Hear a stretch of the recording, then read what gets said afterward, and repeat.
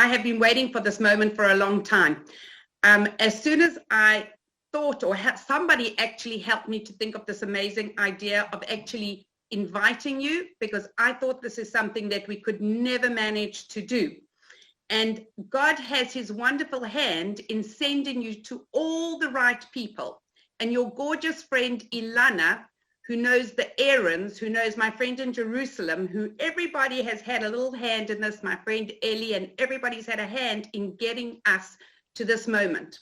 And to see you there, and one of the things that I can say, there's a special blessing that we say, to greet you on this beautiful platform is very, very, very, very special. Welcome to everybody who's here with us at this wonderful seed event. I always begin by greeting my mother and stepfather from Jerusalem, and I say, Mom and Dave, it's wonderful, and we're so looking forward to, please God, being soon together with you. I'm going to say to everybody, keep your cameras on. We want to be here together with Dr. Eger, and that is really what this is all about, so that we can learn and grow and just be part of this beautiful Jewish nation. Dr. Eger, I have to tell you, I've read your books, but I'm going to ask if everybody wants to show a hand whether you've read either The Choice or The Gift or both, okay? And I think everybody's going to have a hand up because it is just beautiful, and I'm going to begin and we'll end and go through this whole thing that it is just the most, it's just powerful, and it is just incredible for us to be able to have this and really to be able to have you here with us. I know, and I have to tell you very nervously, the people that you have been with, I've been watching all your interviews and been on the Oprah show and Larry King. And now for me, this is my pinnacle. To have you here together with us at Seed is just absolutely fantastic. So welcome. You see, there we've got your Oprah. Amazing. I'm looking forward to giving you that hug as well, Larry King. Oh, thank you. He was so kind to me. He told me that he wondered whether there were kind people among the gods. And I told him that in February 1945, my sister told me if I don't get some food, she's gonna die. So I didn't pay any attention. I was told if I leave the premises, I'm gonna be shot. But I got myself out and I saw some carrots in the next garden. And being, you know, a gymnast, I jumped and stole the carrots, and I climbed up the wall and I met the guard with a gun. And it's hard for me to tell you because I found the angel among those people in a garbage can, and he was aiming the gun, and I thought I was going to die, and I began to pray in Hungarian, not for me. I was praying for him, so he would not really shoot me and follow Hitler's order. And there was an eye contact. I pay a great deal of attention to eye contact because I can kill you with my eyes and I can love you with my eyes. I will talk to you about the atmosphere that we Jewish women create, just like Fiddler on a Roof. She is not a strong woman. She is a woman of strength. And that means that we look at life from inside out, rather than waiting for somebody to make us happy. Anyway, amazing. He turned the gun around and he pushed me inside. And the following morning he came and wanted to know who dared to break the rules. And I was unable to really walk well. I crawled to him and I told him it was me. And this is April 1945, when the German people are starving. And he gave me a loaf of bread and told me, you must have been hungry to do what you did. Can you imagine if I could meet that man today? My gosh. Yeah, there was a woman in Germany who was in her deathbed it was in a newspaper, and she was asked, why did you risk your life to save Jews? And she said it in German, she said that my father told me that that's the right thing to do. Wow. So the 12 years of his Hitlerites doesn't make all Germans Nazis, and we have to be very careful not to generalize. And your prayers in Hungarian and in any language go straight up to our dear Father in heaven, and we feel that.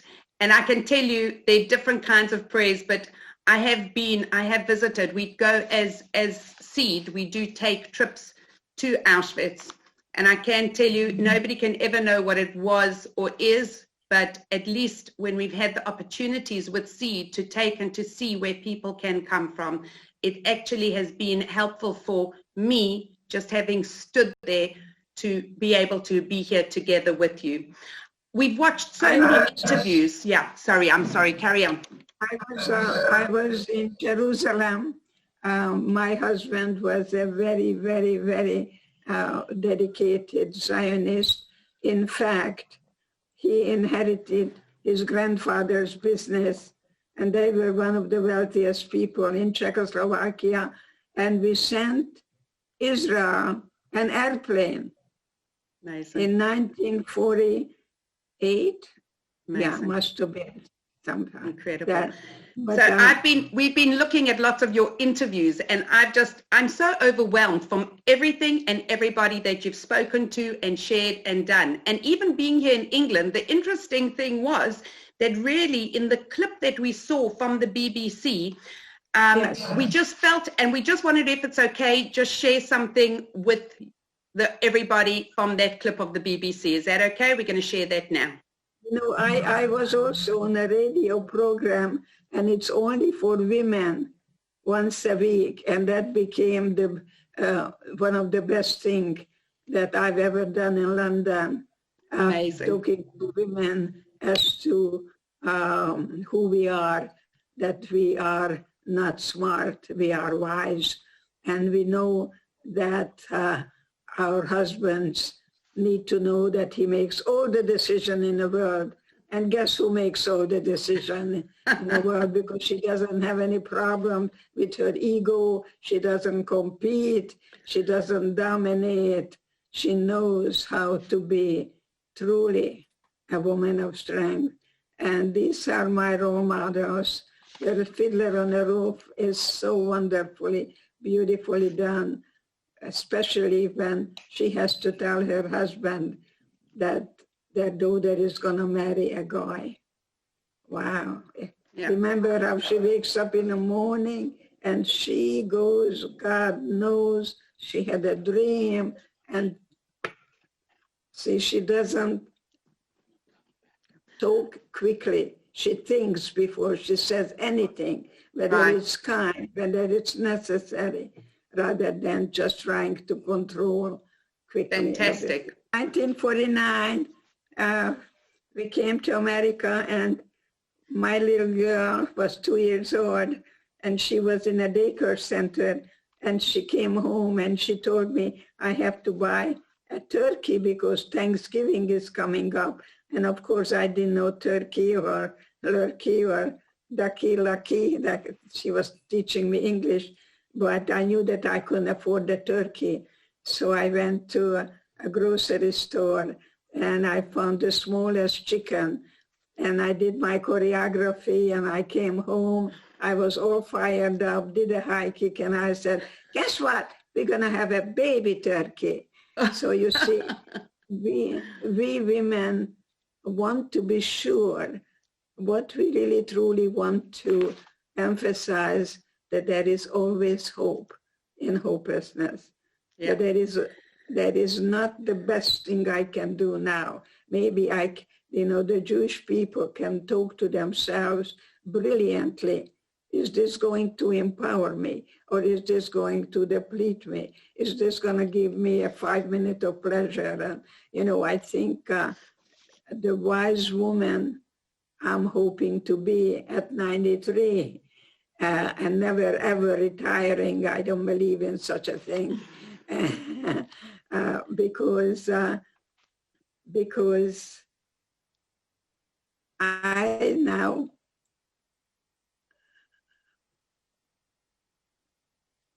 pray to God every day that not only I survived, that I became a guide so other people could never, ever give up and be a victim of anything or anyone or any circumstance. So I am the most grateful Jewish, proud mother of 3, grandmother of 5, and great grandsons of 7. And that's my revenge to Hitler. Yeah. Fantastic. And I want to tell you something. I see how you are still working. Apparently, I can even still come and I can book an appointment, but I think I'm going to be having to wait. I actually am married to a psychotherapist, and many years ago, I wanted to send my husband as a gift to go and meet Viktor Frankl. Unfortunately, that did not materialize. But you are such a celebrated psychologist, and you help thousands and thousands of people. Why did you actually take out the time? What was your feeling and your reasoning for actually writing your book and putting it out there? You know, for many years, people were asking me to write a book, and I would say automatically, I have nothing to say. And then Philip Zimbardo, who wrote the foreword in The Choice, told me that people who survived and famous are all men, and they need a female voice. So my book is a female voice of Viktor Frankl. But Viktor Frankl was a medical doctor in his 30s, and I was 16 in love in Auschwitz, because my boyfriend and I were going to go to Palestine, and we were going to fight. We had a goal together that we're going to really be the members of the Betar. We belong to the Betar Zionists. We were very, very dedicated young people with a purpose in life, yes. And Incredible. Thank God I had that beautiful experience. And before I was put on a cattle cart, he told me he'll never forget my eyes and my hands. So in Auschwitz, I would ask everybody, tell me about my hands, tell me about my eyes, because if I survive today, then tomorrow I'm going to be with my boyfriend. So I could never change what was outside of me. 4 o'clock in the morning, I did not know how the day is going to be. And that's the difference between stress and distress. Distress is when you don't know what's going to happen next, which we are experiencing now. When we took a shower, we didn't know whether gas or water is going to come out. So stress is good. Distress is what you want to watch out. Well, we are all very, very fortunate, and I don't even think only us being fortunate really that you have put this into 2 books for us, because your second book, which you call The Gift, after reading it a couple of times, we're realizing and recognizing just what an incredible gift you are sharing with us. I was actually watching a podcast of Rabbi Lord Jonathan Sachs, Zecher Tzadik Livracha, and he talks about you. It was just after your book was released when he was interviewed on the Something show, and he says, this is the female Viktor Frankl. Yes, I am the female voice of Viktor Frankl. And when I was in Israel, I went to the Etanim Psychiatric Hospital, and I met a wonderful psychiatrist, and we were wondering about the positive effects of suffering. And we came to the realization that suffering makes you stronger. And I think Auschwitz was an opportunity for each of us. The darker things were, the closer I felt to God. I really, truly discovered and guided. People ask me, where was God in Auschwitz? God was with me. How to not give in and turn hatred into pity and not to allow them ever murder my spirit. So that's what I am now to you. I am that great grandma or grandma to you, and letting you know that it's very good to recognize that life is maybe just one day. The morning sunshine will not come back, and that's why we don't seem to appreciate what we have many times until we go through an experience such as we are going now. But there is a way that any situation can be looked at a certain way, that you will find a gift in everything. My mother told me, I'm glad you have brains because you have no looks. Because my sister Clara was beautiful. She played the Mendelssohn violin concerto when she was 5 years old, hard act to follow. My parents wanted a son after 2 girls, and I came along. But I had a ballet master who was, I think, a son of a rabbi. And he picked me up and he said that God made me in such an exquisite way that all my ecstasy has to come from inside out. I didn't understand what that word meant until I was in Auschwitz, and I realized, oh, I am going to develop my inner resources. And that's what I bring you today, the IQ and the EQ, the emotional IQ, because it's not what happens, it's how you look at it. And if we had to say if there was one lesson, I can tell you I'm just feeling so blessed. And I want to tell you something really, we all think that you are absolutely beautiful. Beautiful, beautiful, inside and out. I just feel beautiful. You are. I like the Lubavitcher rabbi, and I love the Chabad people. We have a love affair going on because my little boy was born after 2 beautiful girls, and my husband was so happy that somebody is now going to carry the Eger name. But my son did not develop the way my girls did. He didn't sit up on time. He didn't get up. He didn't walk. And when he was 4 years old, 5 doctors told me in Texas that I have to prepare my son will go to a school for retarded children. We don't use that word anymore. In 1960, and I asked the doctor, where do I get a second opinion? So they sent me to Johns Hopkins, to Baltimore, Maryland. It took my son a week later. He sat me down and he said, your son is not retarded.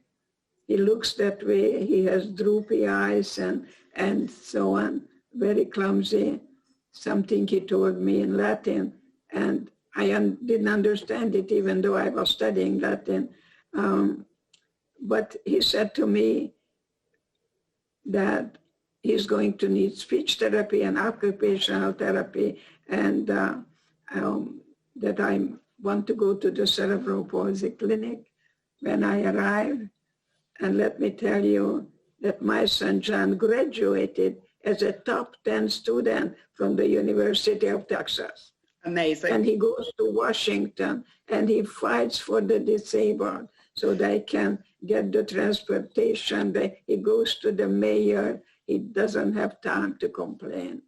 So it's your attitude, I think, that is very important, that today I'm coming to you when this country is in unfortunate, terrible chaos. Terrible. Dr. Eger, if I just say to you, we're very blessed. And on this, even on the screen here, I am blessed to have my mother. I have daughters. I have granddaughters and maybe even some of my grandsons. But it is incredible, and what a blessing. But I can tell you one of the things that we worry, we have this privilege and this honor, and you should be with us till 120 in good health and dancing and with your special kick. And we're looking forward. So it is, but what are we going to leave? What do we have to tell the children and the generations? What are we going to pass on? How are we going to leave this message? I think love is not what you feel, is what you do. And don't ask your child, how are you? And don't say, why don't you? Because that's what we mothers do. We ask questions and give advice. I think what you need to do is crawl under your children's skin and keep their feelings company rather than how was school today. No. When my little girl came home and cried because she wasn't invited to a party, I had no idea what is compassionate listening. I didn't know the word empathy. What did I do? These are the defense mechanism: denial, delusion. And of course we minimized. I said, oh, that's not a big deal, honey. Come to the kitchen because I just baked a 7-layer chocolate cake and I'm gonna make you a chocolate milkshake. And that was that. Today I wouldn't do that. I would just say, tell me more. And see, love is time, T-I-M-E. So don't get into, I call it social noises. How are you? Fine. Did you have a good day? Yeah. What do you want to do tonight? I don't know. What do you want to do? I ask couples how to communicate the minute you meet each other, that you are working as a team, that you are working together. That's what a pioneer woman did, worked with the husband together as a team. And I think this is where I see you. You're a woman of strength. You're a Renaissance woman. You can do anything. And you can structure your time. And if you're not having too much money, you can make 6 meals out of a chicken. I know my mother did. My mother was stuffing a neck of the chicken. Have you ever stuffed it? It's wonderful. She would grind the meat, and then she would put the eggs and the breadcrumbs in, and then she would slice it Saturday. She kept a kosher home. Amazing what my mother did in the kitchen. And she had a goose. She was feeding a goose at night with corn. And amazing what women can do in a home that no man is capable. Men go to the kitchen and where is the refrigerator? And then they open the fridge and close it and ask where something is that they can see in front of them, right? You put the orange juice. It's right in front of you, honey. Yeah, I'm not trying to put anybody down. No. I'm just saying that when we are little, the little boy gets a message how to become a lawyer or a CPA, but the little girl many times is praying to find somebody. Yeah. Because you're nobody until somebody loves you. Yeah. But today, there is a wonderful Latin saying, I studied Latin, tempora mutantur et nos mutamur in illis. Times are changing and we are changing with the times. Yeah. See, my daughter calls it Edithism. I give you a couple. Are you revolving or are you evolving? See, that is wonderful what my mom did. But now I don't have to use the same path that my mother did. I can now update something and we grow with the times as well. And that's why we have to know that our children are the seed, and God put that seed, and it's up to us what we use for water. Yeah. I get a lot of flowers in my home. If I don't water it, they won't. Well, I think that the beautiful thing is today is that, well, today was and still is for you, but the first of the month of Shvat. And so we say Good Chodesh to everybody. And Shvat also tells us She'eh Besorot Tovot, that we should have all good news. And just as beautifully, we plant the seeds. This is the time just before the birthday on Tu B'Shvat. In 2 weeks' time, we're going to be celebrating the birthday of the trees. So we'll be using, please God, all these seeds that we're gaining and learning from you to be able to put into our life. But Dr. Eger, I know that you don't like being called a survivor. And we are actually approaching around that time of Tu B'Shvat. On the 27th of January is Holocaust Memorial Day. And the actual day, really, we talk about it, it's the community. Let's go and have a look. So really what it is, we talk this year, they're calling it Light Up the Darkness. Be the light in the darkness. And this is something that you talk about a lot in the choice. Can you expand a little bit for us? Yes.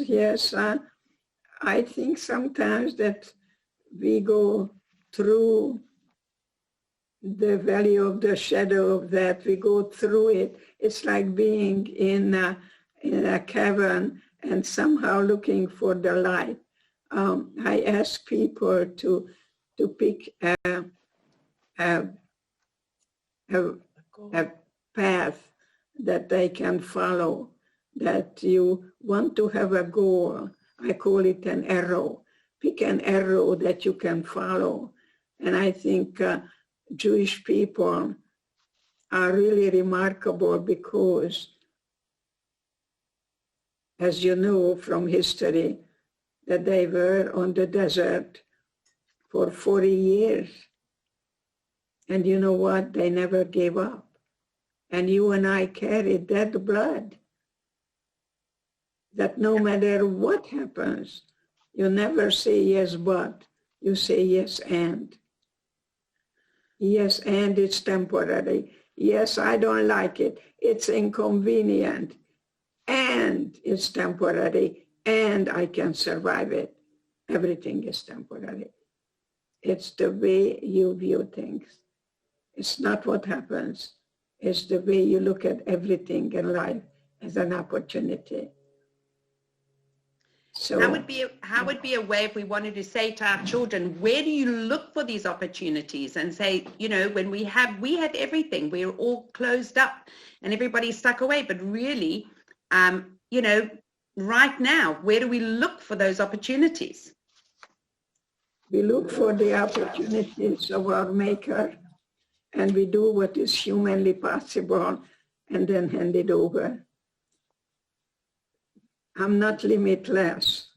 Right. People tell me that you overcame. No, I didn't. A couple of days ago, I'm telling people I turned on the television and I love old movies. And I watched Helen Keller. It's a wonderful movie. And they have dinner and then they run out of water. And so she picks up the pitcher and go out, and they pump the water, and finally she pronounces water. The way she pronounces it, it takes many minutes. Water. The word trigger is very important to me because I don't overcome it. This triggered in me the time when I was liberated.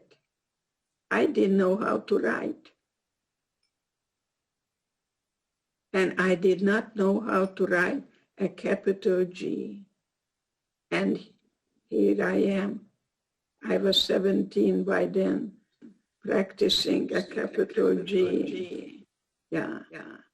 It was amazing how we were liberated. We go through the gate, but then we would come back and sit down because we didn't know how to really take the freedom. So I remember I realized that my parents are not coming back. I was told my boyfriend was shot before liberation, and I became very suicidal because I got up in the morning and I didn't say what. I said, what for? And this is what Viktor Frankl and I are very much together, to find meaning and purpose, because you fall into that existential vacuum that you find a way to give of yourself.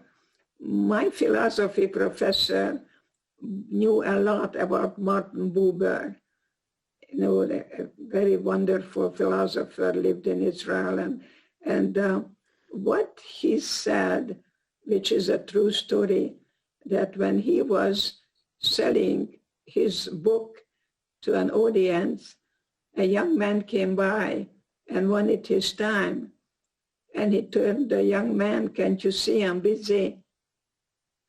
And the young man went home and took a revolver and took his life. And when Martin Buber found that out that the book is just a thing, and that's how the I and thou theory began. Right. I treat everyone with unconditional positiveness. I welcome them. I had a woman who had a big cross, and was telling me that her husband cheated and how angry she is. And then I said, would you be so kind and repeat what I'm going to say? And she looked at me very angrily, what? And I said, I forgive myself for putting judgment on my husband. Well, she wants to kill me, you know. How could I say something like that? And guess what? I bring down the big guns. I say, what did Jesus say to the woman who committed adultery? Say, Jesus was a very poor little Jewish boy. So let's just make things clear as they are. Yeah. And so we're all coming perhaps from that house of David, and we must really acknowledge that we can really turn hatred and not to allow ourselves to be stuck in anger, because when you're angry, you allowed other people to take away your freedom. He make me angry, you give me a headache. No. When you're angry in the English language, you're going to hear the word you. That's what I tell your children in school. And I say, if you hear the word you, tell yourself, I'm going to be dumped on. And the more they talk, the more relaxed I become. You take the negative stimuli, turn it into positive. And when they're done, you say, thank you for your opinion. Right. Never defend yourself. You're going to be defended. Amazing. Ahmadinejad said, I heard him say that the Holocaust didn't exist. I don't think he read Plato. Such a powerful thing, just so incredibly powerful. And you know, the generations that we live in today has all the stuff that comes into their minds, all the iPads and the games and all the things. So really, they're so bombarded with this. And how can we instill in children in today's generations how important it is to have those things in our mind? You are the role model to the children. And the children watch you like a hawk. So the best thing for your child is a happy marriage, especially father. The way he talks to the children and becomes the role model to the children, the way he treats the children's mother, and that's you. Okay? So I think what is important, you meet the person where they are, but then you treat them the way you want them to be. No criticism. Okay? Because compassionate listening sometimes means that you ask people to repeat what they were saying. Because many times, I know when I came to America, people wanted to know whether I get it, what I say. And I didn't. I didn't understand a word. And I would nod as if I would. Today I wouldn't do that. But I felt so different, so lonely, not knowing what's going to happen here when I didn't have $6 to get off the boat. And I have a husband with a TV, and I have a little girl who's teaching me English. You know what we do, immigrants, we parentize our children. The children teaches us how to speak English, how to buy peanut butter and tuna fish. So I think that's why I ask people when the childhood ends, when the children of immigrants grow up very fast. It doesn't hurt them any. My daughter became a brilliant psychologist and married a man who got the Nobel Prize in economics.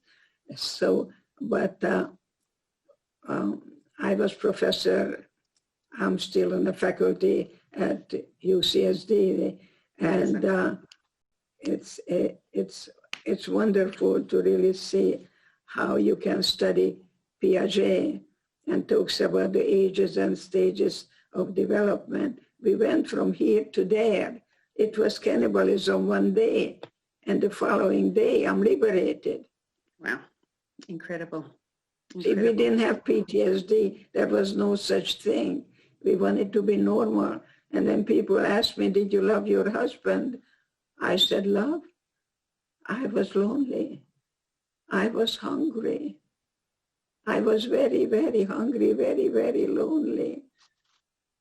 So Dr. Eger, that actually takes me on to my next question that I wanted to ask you, because I was fascinated how you tell the story and about describe your relationship with your late husband, Bella. And you divorced and then you remarried. Uh-huh. And I was just wondering what you could share, so that people maybe don't have to go through the heartache and the pain. No, it had nothing to do with him. I married him as a child because he bought me Hungarian salami. The second time I was a woman to a man. No, we didn't go back. Don't ever go back. It's a new beginning.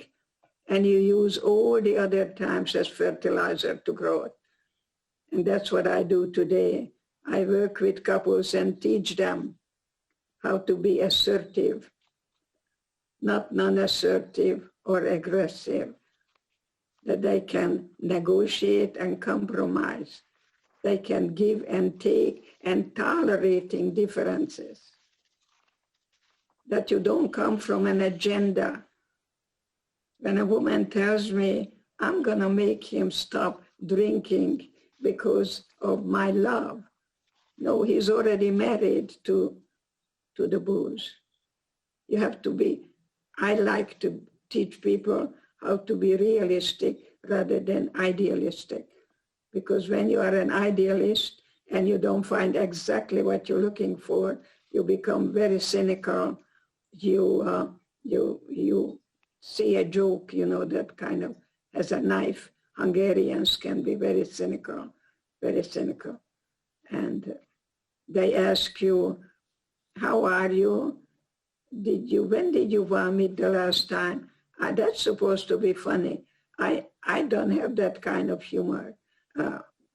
I don't care for cynicism or sarcasm, but I like to be a compassionate listener and meet people where they are, but treat them as if they were a mensch. I like the mensch for men and women, because a mensch is a teacher, a role model. Children don't do what we say, they do what they see. So the best thing for a child is a happy marriage. And you, I know you because I studied you, that you commit yourself totally to someone other than you, your family. Incredible. Yes. I'm going to just ask, can I ask you a bit of a naughty question? I said I wouldn't want anybody to ask me this, but let's try, because when we see, we are a charity who actually want to try and help parents raise wholesome, healthy children. That's what one of the things Jewishly, Torah, education, living through our Torah, and using the guidelines that we have in order to give the children. So as a parent, what would you think that would be something that would probably be an enduring memory that your children would have about you as a parent? Well, I think marriage is like building a house. You cannot build a house unless you have a base. And the base is trust. See, your child look at you and say, someday I want to be like her. Respect is more important. You cannot love anybody who you don't respect. And that respect comes that you not discipline too much. I think if you have to do anything, stop repeating yourself. Just say it one time, have a rule, and America has a constitution, you have a family constitution, and there is no punishment, only consequence. Incredible. I was a teacher. I was actually named as one of the best teachers. But I would go to a student and tell my student that I get paid to teach. And when you make those noises, it's interrupting my teach. So I'm not throwing you out. You can stay here quietly, or you can leave. You see, that's not me being a dictator. I am a knowledgeable leader. Beautiful, very beautiful. Yeah.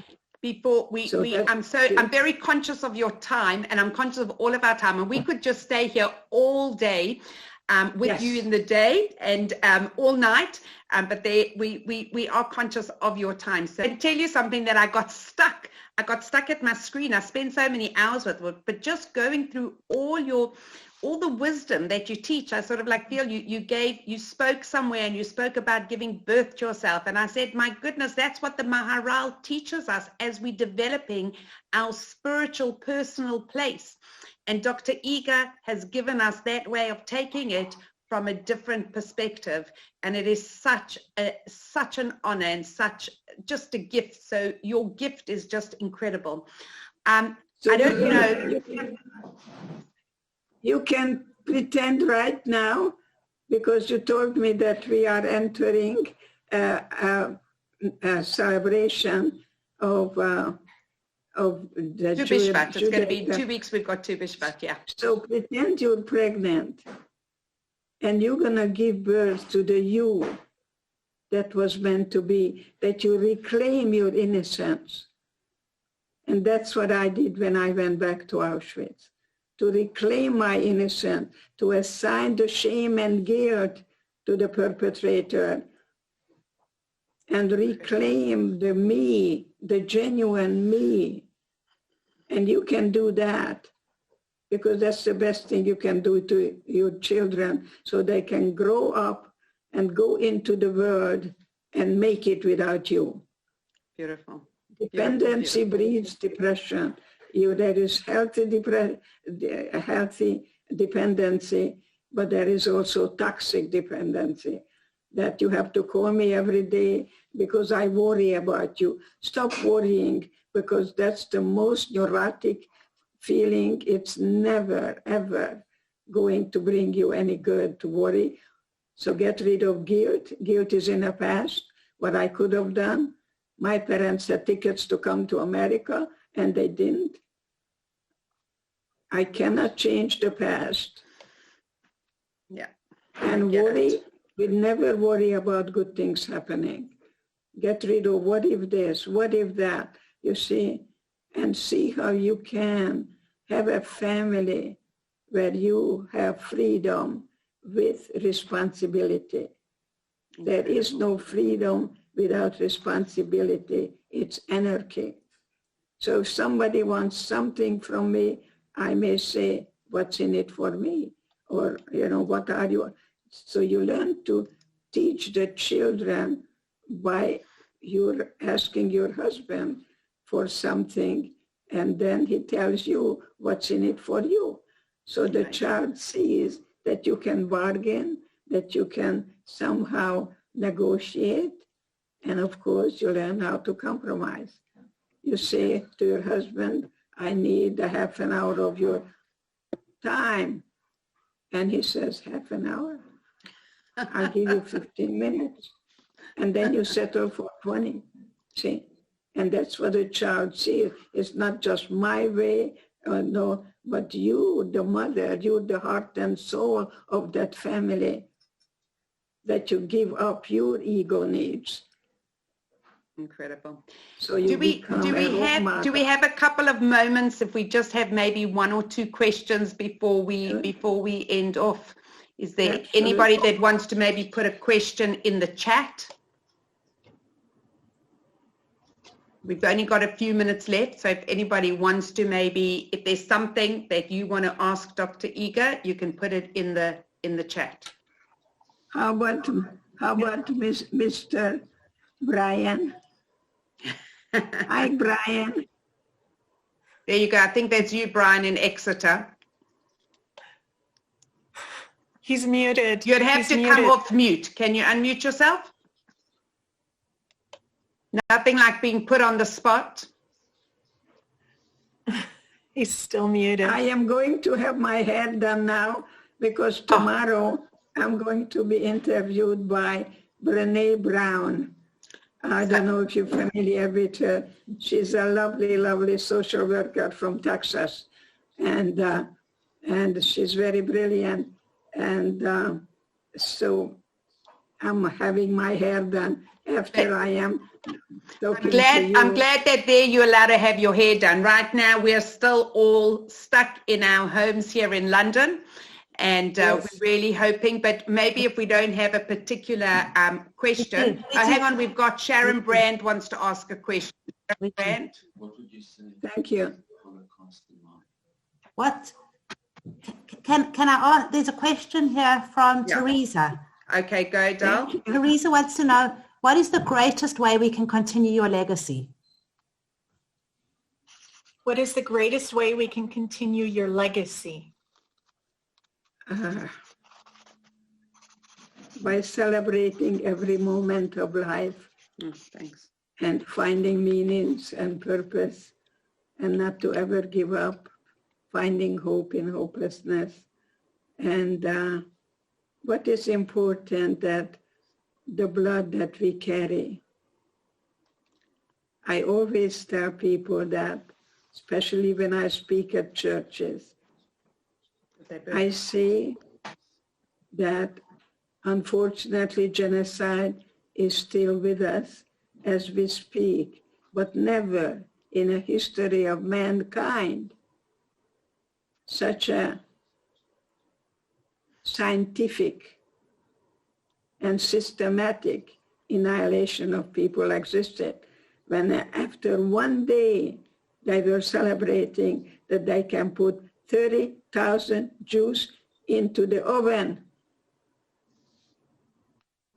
I want to be known by that, not to ever give up, and not to be against, but to be for life and for being proud, carrying the Jewish blood, that even in a worse condition, they find a way to make matzah and turning tragedy into some kind of a celebration. And that's what you women do.